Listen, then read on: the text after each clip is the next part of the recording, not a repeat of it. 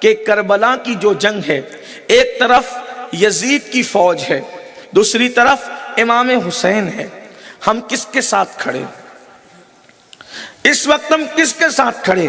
یاد رکھنا، آج انسان اپنے آپ کو حسینی کہتا ہے، جو بھی حسینی اپنے آپ کو کہتا ہے، میں اس سے کوئی اختلاف نہیں کرتا، کیونکہ میں نے کسی انسان کا دل چیر کر کے نہیں دیکھا کہ آپ حسینی ہیں کہ یزیدی ہیں، لیکن حکم ظاہر پر لگتا ہے، انسان کا ایک ظاہر ہوتا ہے۔ کوئی کہے میں اپنے باپ سے بہت پیار کرتا ہوں، لیکن اس کا باپ اگر کہے کہ بیٹا مجھے ایک گلاس پانی پلا دے، اور وہ بولے میرے پاس ٹائم نہیں ہے، اور پھر کہے میں اپنے باپ سے بہت پیار کرتا ہوں، تو آپ آخر اس پر کیا حکم لگائیں گے؟ اس کے بارے میں آپ کیا کہیں گے؟ آپ یہی تو کہیں گے نا اس کے بارے میں کہ یہ مکار ہے اور یہ مکر کر رہا ہے، یہ دغاباز ہے، یہ باپ سے محبت نہیں بلکہ بے وفائی کرتا ہے۔ میرے آقا صلی اللہ علیہ وآلہ وسلم کے پیارے دیوانوں، اب آئیے جنگ کربلا کو بھی ہمیں اس کا مطالعہ کرنا ہے، اور آج کی اس مختصر سی محفل میں ہمیں طے کرنا ہے ہم کس کے ساتھ کھڑے ہیں، ہم کس کے ساتھ کھڑے ہیں،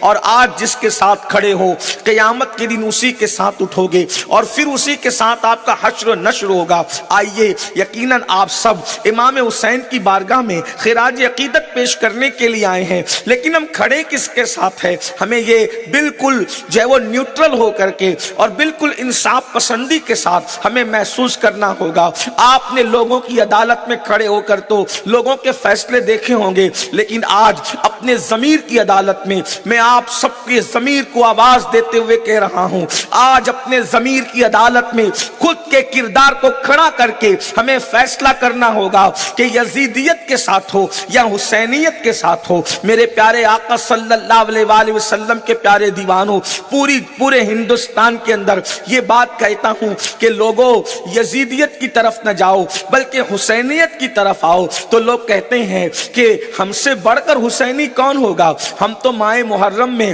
10 دن کے جلسے کرتے ہیں، بڑے بڑے خطبہ کو بلاتے ہیں، بڑے بڑے مقررین کو بلاتے ہیں، سادات کرام کو بلاتے ہیں، علماء کرام کو بلاتے ہیں، اور ہم لاکھوں روپے خرچ کر دیتے ہیں، ہم لوگ شربت بھی بناتے ہیں، ہم لوگ کھچڑے کی نیاز بھی کرتے ہیں، یہ دیکھو یا حسین حق حسین کے نعرے بھی لگاتے ہیں، اور آپ کہہ رہے ہیں کہ آپ کھڑے کس کے ساتھ ہیں؟ میں آپ سے صرف اتنا کہنا چاہتا ہوں، ایک جنگ ہے، اور وہ جنگ کیوں ہوئی ہے؟ یہ جنگ کربلا کی نظریاتی جنگ ہے۔ اس نظریاتی جنگ میں آپ کس کے ساتھ کھڑے ہیں؟ آج بھی یزیدیت کے سپاہی بھی موجود ہے، حسینیت کے سپاہی بھی موجود ہے، یزید کے حامی بھی موجود ہے، امام حسین کے حامی بھی موجود ہے۔ اب آئیے، یہ نظریات کیا ٹکرائے تھے؟ ویسے تو آپ دیکھیں گے کہ پوری دنیا میں ہم کہتے ہیں کہ جنگ یزید اور امام حسین کے درمیان ہوئی، لیکن میدان میں تو یزید موجود نہیں تھا۔ اللہ اکبر! حالانکہ فوج بھیجنے کا حکم جو ہے وہ یزید ہی کی طرف سے تھا،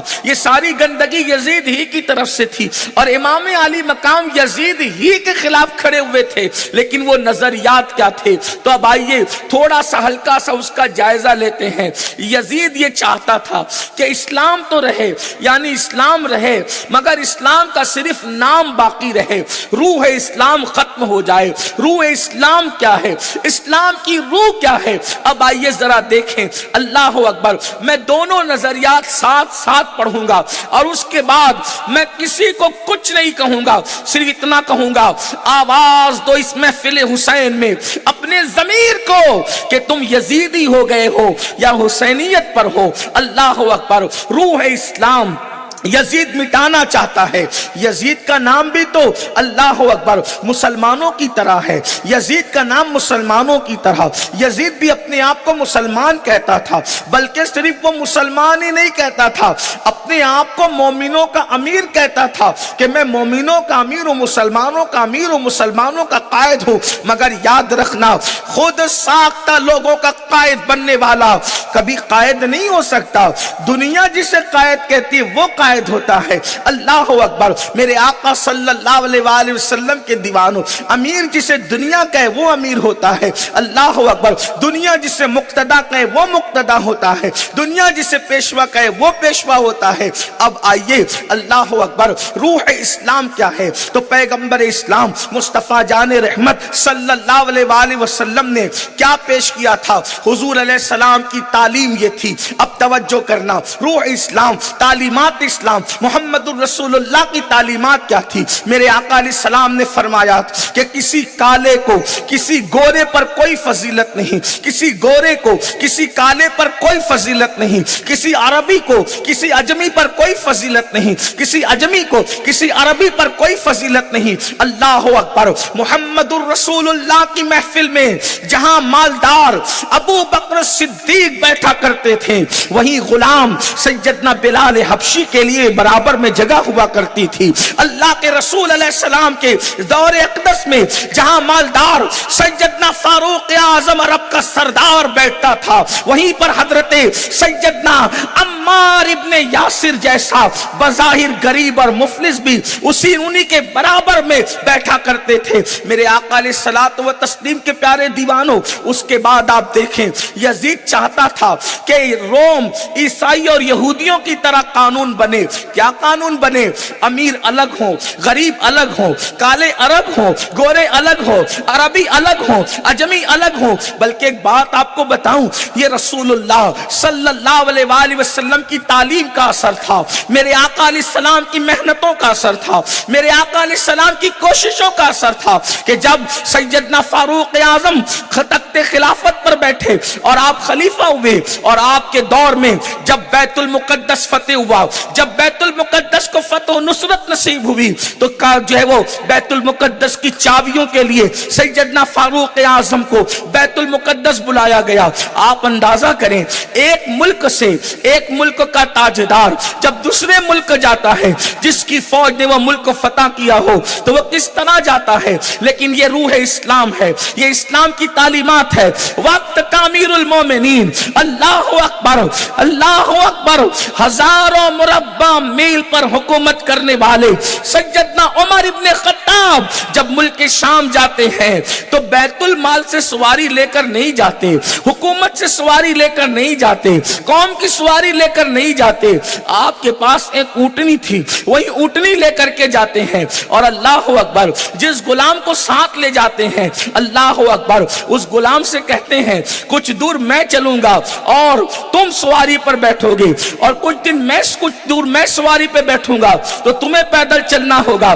اندازہ فرمائیں، دنیا کے تمام سیاستدانوں کی زندگی پڑھ لو اور محمد الرسول اللہ کے تیار کردہ تربیت یافتاؤں کی زندگی پڑھ لو، اندازہ ہے کوئی دنیا میں ایسا بادشاہ، ہے کوئی دنیا میں ایسا مالدار کہ جو اپنی سواری پر اپنے غلام کو بٹھا کر نکیل پکڑ کے چلتا ہو؟ یہ محمد الرسول اللہ کی تعلیمات کا نتیجہ تھا، یہ مصطفیٰ جان رحمت کی تعلیمات کا نتیجہ تھا۔ اللہ اکبر۔ آپ نے یہ واقعہ بار بار سنا ہوگا، لیکن میں واقعہ نہیں بتا رہا ہوں، صرف اشارہ دینا چاہتا ہوں۔ آپ مجھے بتاؤ، پھر جب بیت المقدس آیا، خدا کا کرنا کہ غلام سواری پر تھا اور ہزاروں مربع میل پر حکومت کرنے والے فاروق اعظم اس کی نکیل پکڑ کر چل رہے تھے۔ یہ منظر بھی مقدس والوں نے دیکھا، اور پھر آپ جانتے ہیں امیر المومنین کے بدن پر پیون کا لباس تھا، پھٹے ہوئے موزے تھے۔ جب بیچ میں پانی کا نالا آیا، وہ موزے اتارے اور کندھے پہ ڈالے، تو دوسرے جو نوجوان صحابہ تھے وہ آپس میں باتیں کر رہے تھے کہ امیر المومنین کیا کر رہے ہیں، یہ اتنی انتظار ہو رہا ہے، استقبال کے لیے لوگ کھڑے ہیں، پورے کر و فر کے ساتھ آنا چاہیے تھا، یہ کیسے آ گئے؟ اور وہ بھی پھٹے ہوئے جوتے پیر میں تھے تو پھٹے نظر نہیں آتے تھے، اتار کر کندھے پہ ڈالا تو پھٹے ہوئے جوتے نظر آ رہے ہیں۔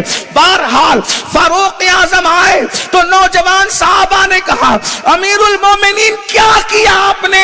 یہ لوگ آپ کو کس شان سے دیکھنا چاہتے تھے، آپ کیسے آئے؟ تو آپ نے کنکریاں اٹھائی اور کنکریاں اٹھا کر کے پھینک کر کے ان کی طرف مارا، اور مار کر فرمایا، ابھی اللہ کے رسول کو پردہ فرمانے چند سال بھی نہیں ہوئے اور تم دنیا دار ہو گئے۔ یاد رکھو، جوتے، موزے، کپڑے اور سواری کی وجہ سے ہمیں عزت نہیں ملی ہے، ہمیں عزت اگر ملی ہے تو محمد الرسول اللہ کی غلامی کی وجہ سے۔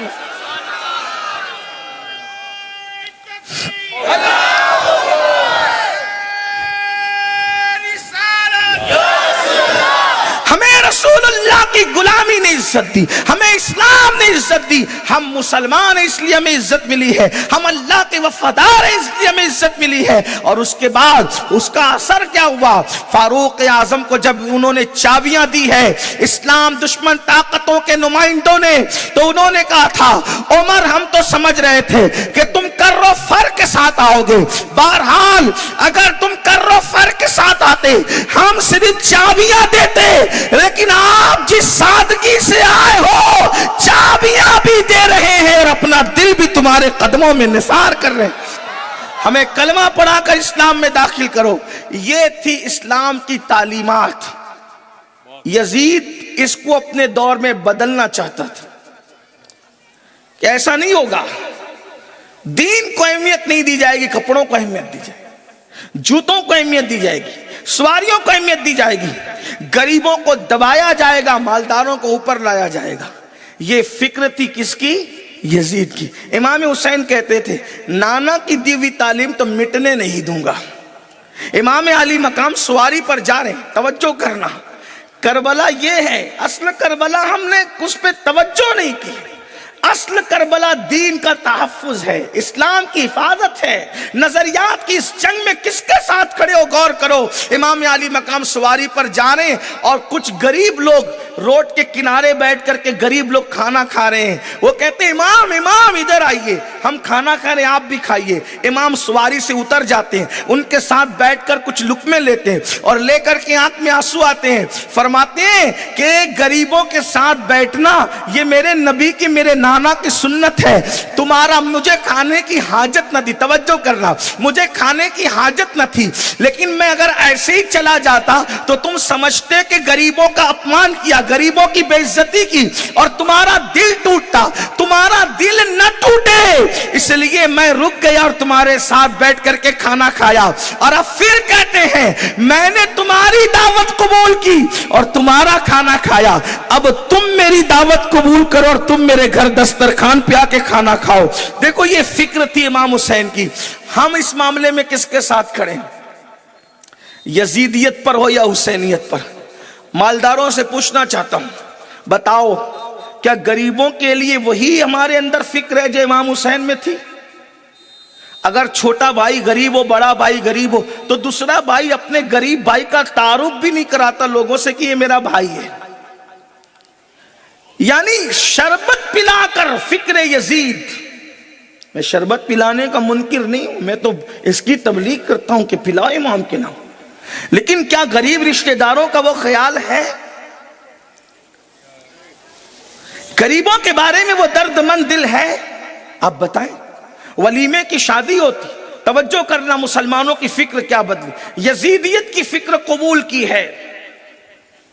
چیلم کی دعوت ہوگی تو غریبوں کو دعوت دی، چیلم ہوگا تو غریبوں کو دعوت دی جائے گی، اور ولیمہ ہوگا تو مالداروں کو صرف بلایا جائے، جبکہ اللہ کے رسول علیہ السلام نے فرمایا سب سے بدترین کھانا اور برا کھانا اس ولیمے کا کھانا ہے جس میں مالداروں کو تو دعوت دی جائے لیکن غریبوں کو نہ بلایا جائے۔